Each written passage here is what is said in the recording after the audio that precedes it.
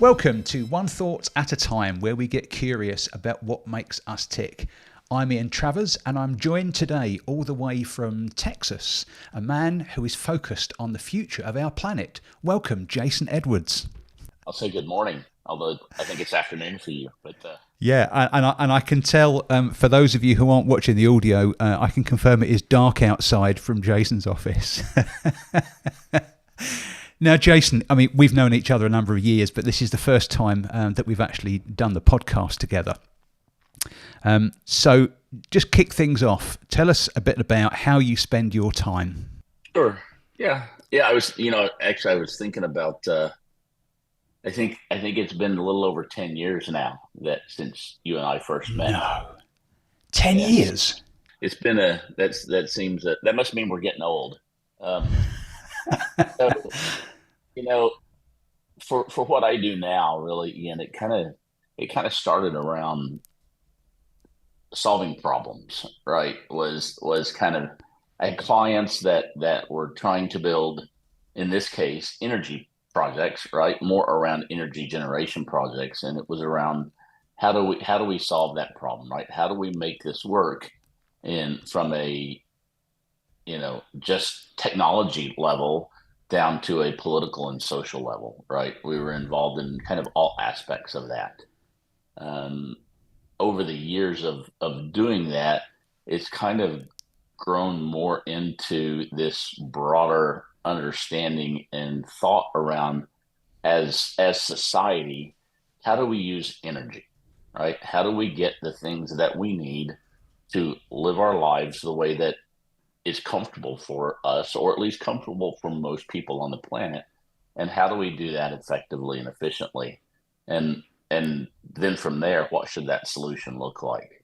I still kind of do the same thing, but the thought process behind why I do the things that we do has certainly evolved over time.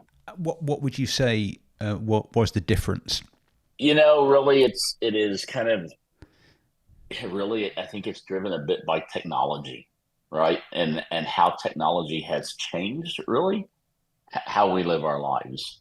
I mean, the energy that we use, um, just as an example, right? I always use the example around how we how we live our lives and how we use energy, right? So if we could transport ourselves back to 1800, right? Go back in time and say, okay, I want to I want to be able to have enough light for a day, right?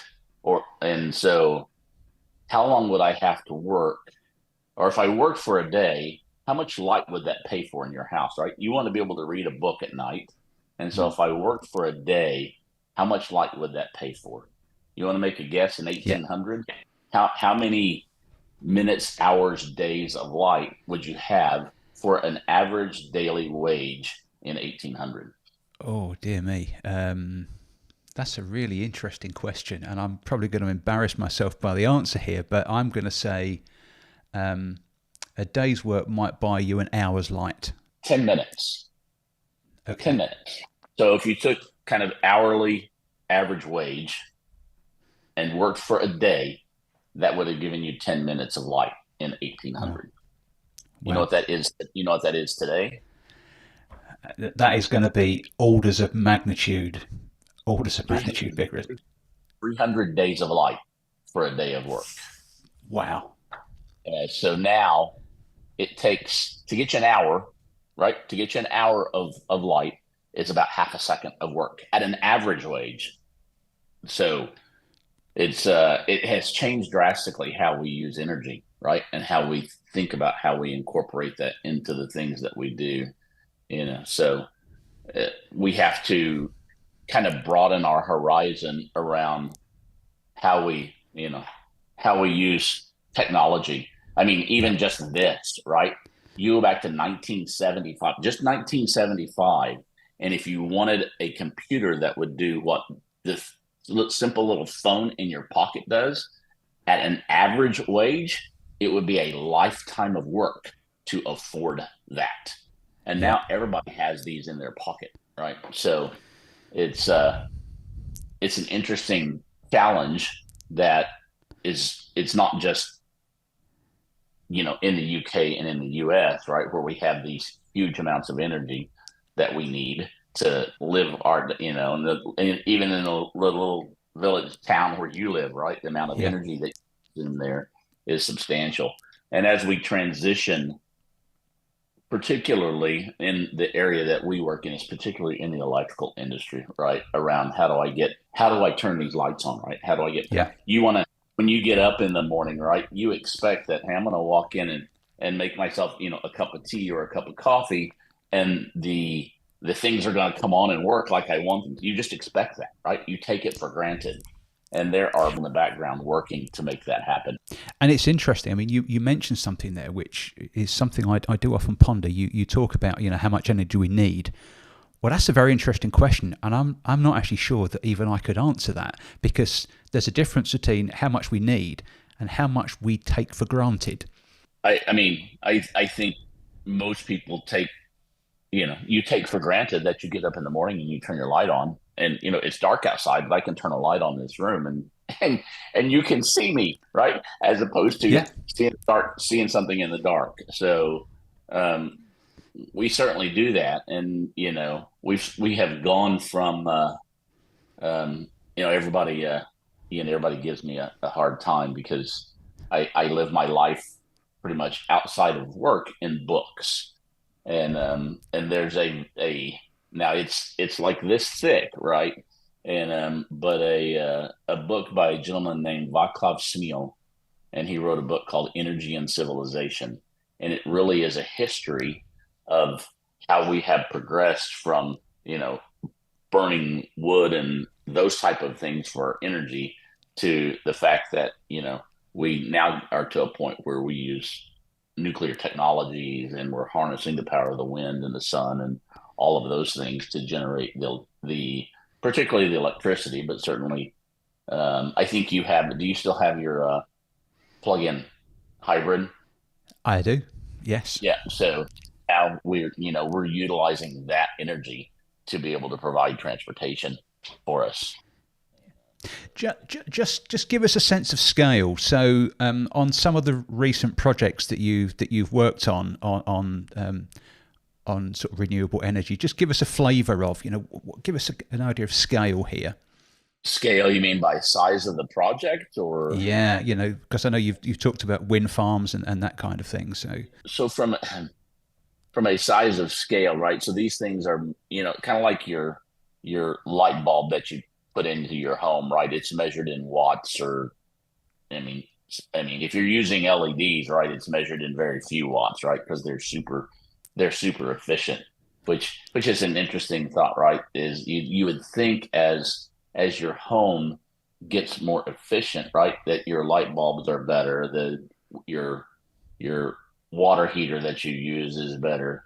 Interestingly, in areas like the US and the UK and Canada and others, we don't reduce our energy consumption. It actually goes up because we just get more of those things, right? Because we can. Yeah, because we can, right? And so the production of that energy, of that electricity, is measured in watts as well, right? So your light bulb is probably, if it's an LED, it's probably like 10 watts or 14 watts or somewhere around there, right? Yeah. So these generation projects are on the order of megawatts. So, millions of watts, and they're 300 to 500.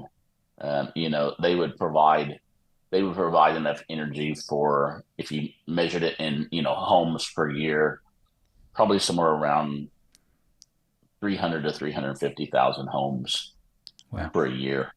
So these are big. They're big. Yeah. I mean, a typical 300 megawatt wind, at least in the US, right? And you guys, you don't have quite as much space over there as we do here. So, they are many, many acres large from how they occupy, across the landscape. So, yeah. And you operate in that across the whole of America, not just within the confines of Texas. We do, yes, sir. Yes, sir. We've managed projects from east to west and north to south. So what my next question is going to be then is, how on earth did you end up doing that? Because I know that's not what you were doing many, many years ago. Right. Yeah. Well, that's an interesting story, right? I mean, I've always been in this, at least in my kind of my adult life, I've been in this generation space, right? I started out operating and maintaining nuclear power plants, right? So did that for a large number of years, and since then it seems to have uh, I don't know, you want to call it destiny. It seems like every step I've taken has been to get me to this place, right? Uh, I would not thought that this is what I would be doing Yeah. when I started. When I started in kind of the where I am now, around this more renewable energy space, was really around helping build a project, right? Yeah. And from there, it's even changed, right? What I do now, because very seldom do we get involved in building the project, right? I mean, we do all of the things that lead up. You know, I mentioned the political and social and technological things that have to be solved to make one of these projects viable and able to build. Even I left one out. One is economic, right?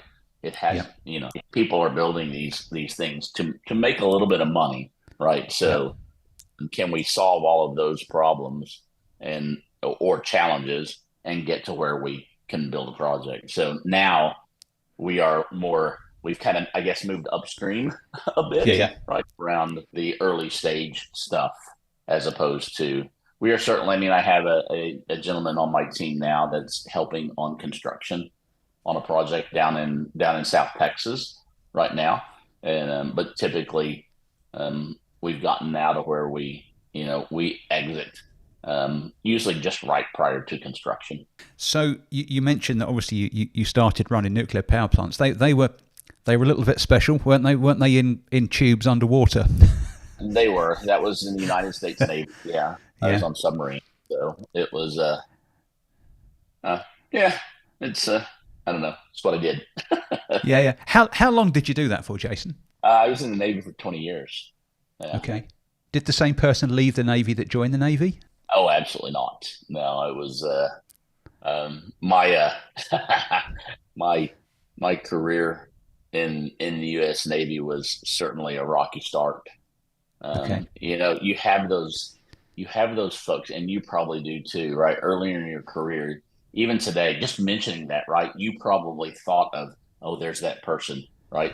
There's that person back in my that managed to push the right buttons, right?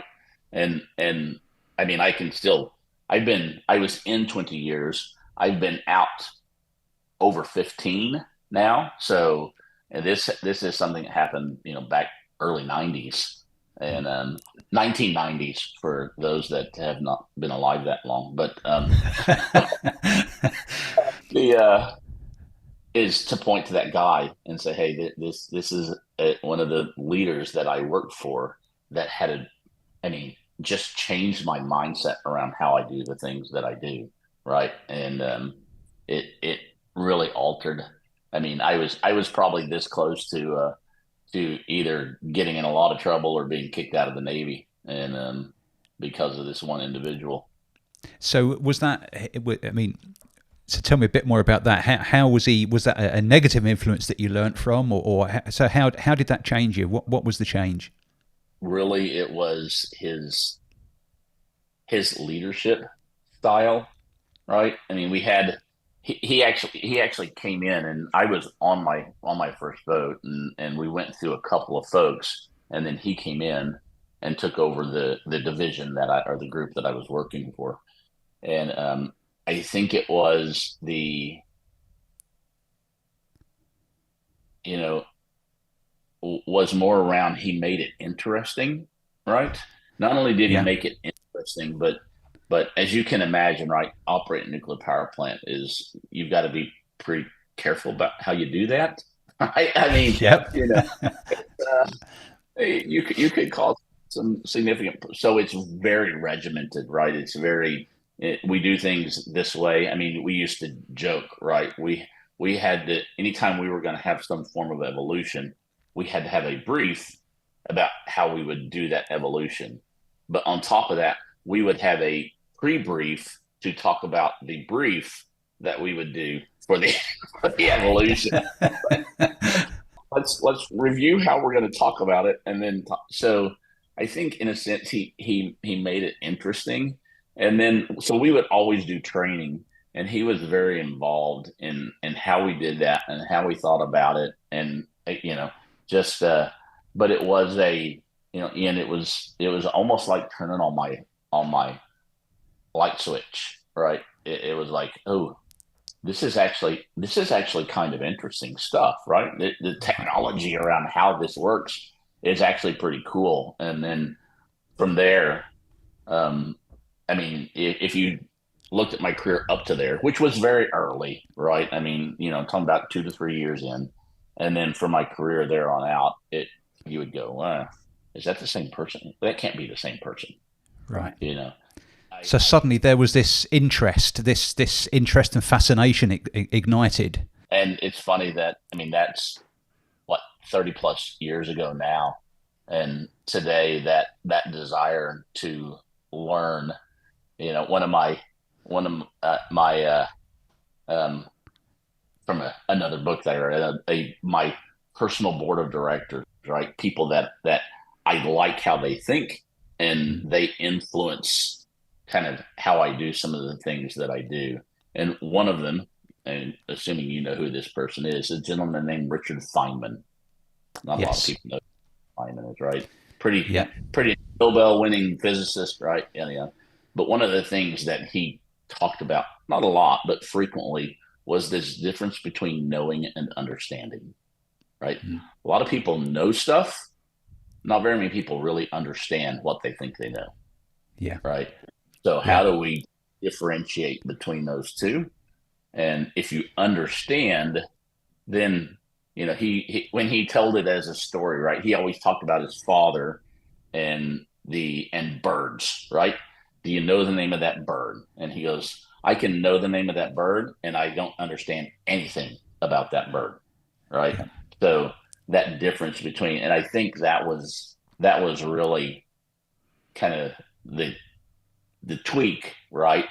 Was, hey, if you understand this, it's actually pretty cool, right? Yeah. And so it was certainly a mindset shift for me back then that has stuck with me ever since. And I would tell you, it was something that almost happened in an instant, almost, it seems to me, right? That it's interesting. So, having known and worked with you for a number of years as well, I know that certainly shows through, because you'll often be the one who will ask the question, well, do we know why that is? Yeah, I get that, but do we understand why that's the case? Or do we understand what's the levers we need to pull? So that's obviously shining through from that early Navy career, isn't it? Oh yeah, it's always about the questions, right? I mean, I tell my team, right, because we've got this complicated problem that we have to solve, right, around how do I build this generation facility so that it is complementary to the way people live, to the communities where we're involved, to the counties, all of these things, right, has to fit well into that. And I'm challenging my team all the time around, are we asking the right questions, right? Yeah. Are we thinking about what we need to think about here clearly and asking the right question? Because answers come a dime a dozen, right? And if you don't ask good questions, then you and I, right, are kind of lived in a life of project management, right, so to speak. Yeah. I mean, at the end of the day, if you want to say, hey, what is it that you do? That's what I do, right? It's project management.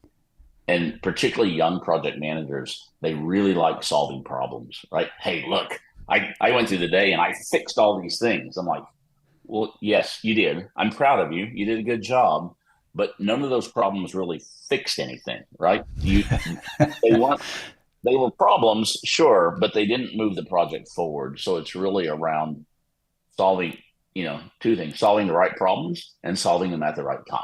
It's interesting. I'm going to just sort of take you back just a few moments to a phrase that you mentioned, which I'm intrigued by, and I think I know what you mean by it. But when you mentioned Richard Feynman, you talked about your own personal board of directors. Tell me a little bit more about that, because if it's what I think it is, I think that concept is really quite fascinating. Yeah, I wish I could. I don't know that I have too many original thoughts.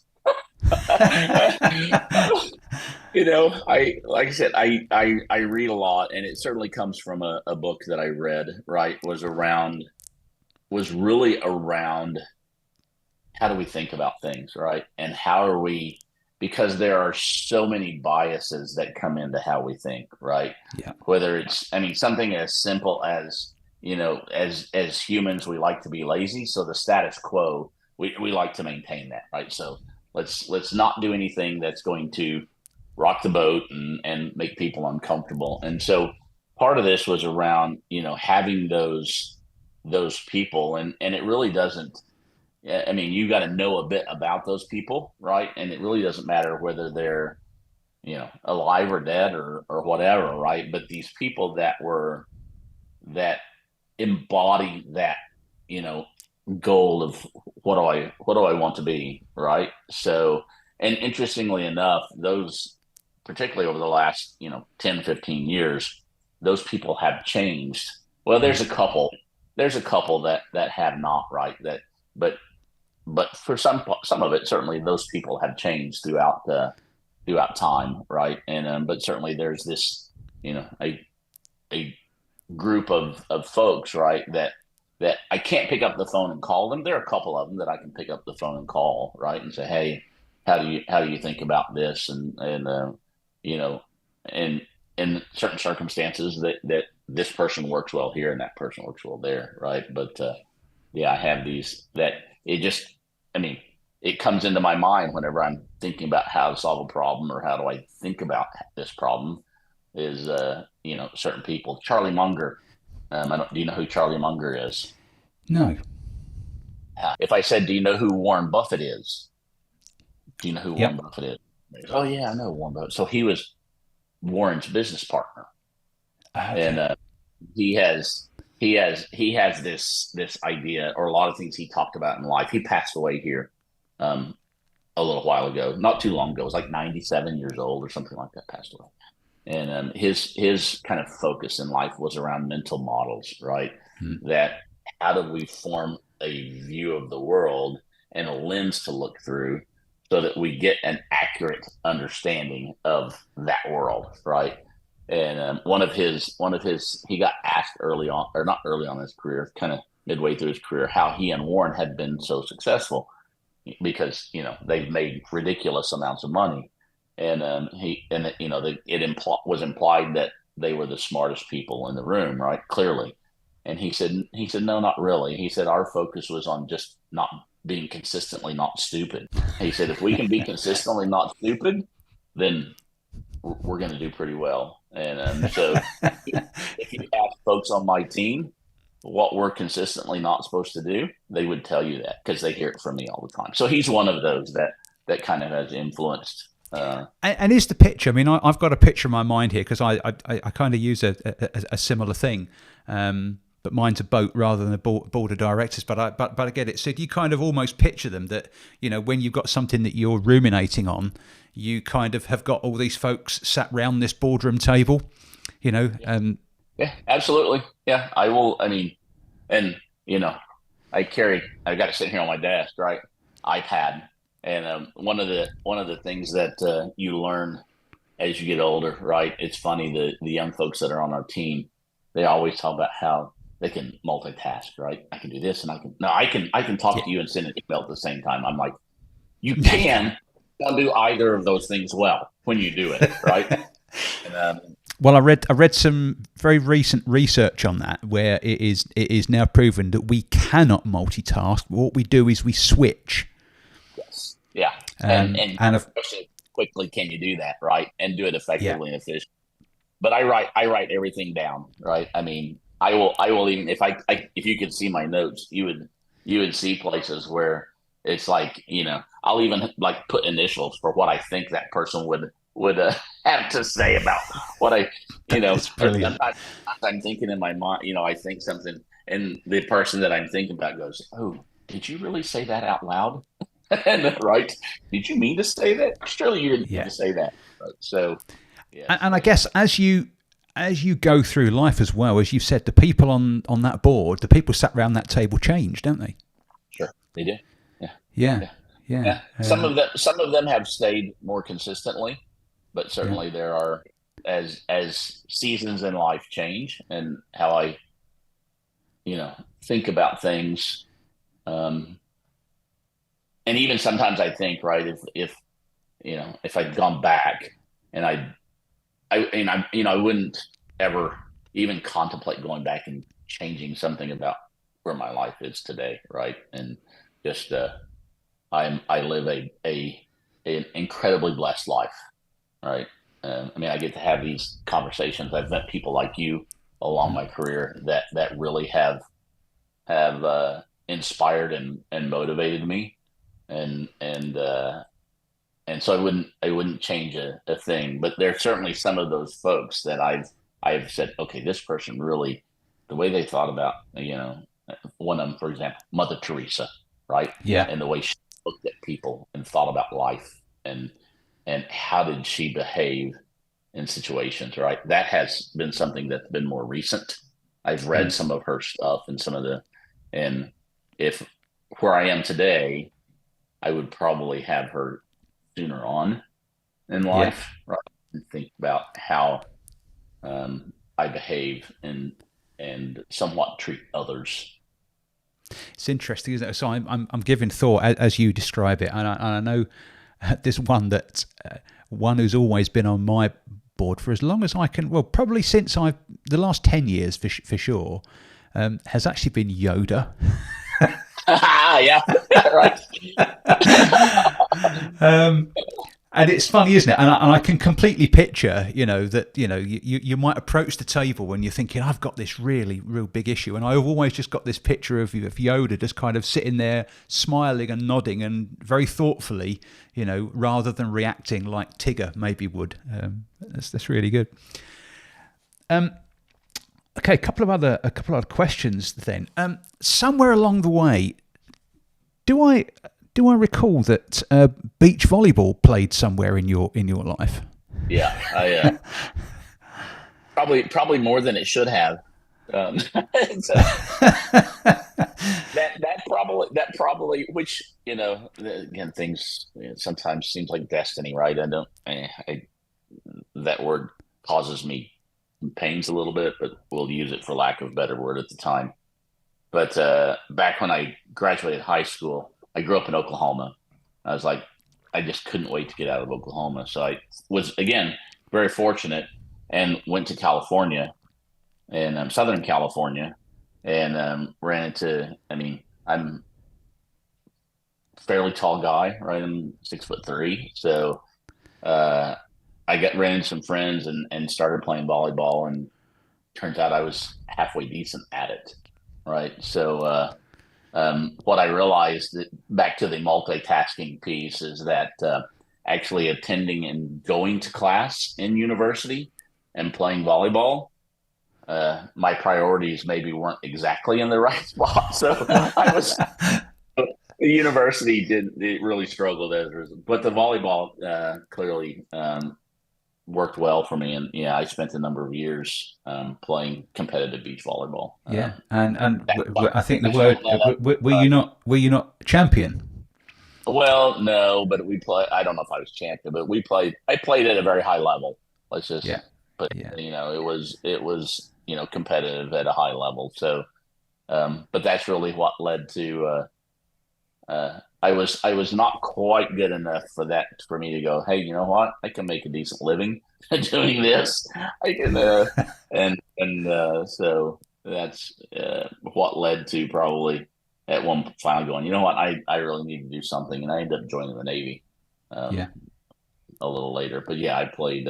I even did that. I even did that while I was in the Navy, and we actually did. The guy that I played with in the Navy, we actually did win a number of tournaments from at a military level, right? That we did. So yeah, I enjoy it. I still every now and then will go. I can't obviously play like I used to, but there's every now and then will be something that I'll go do.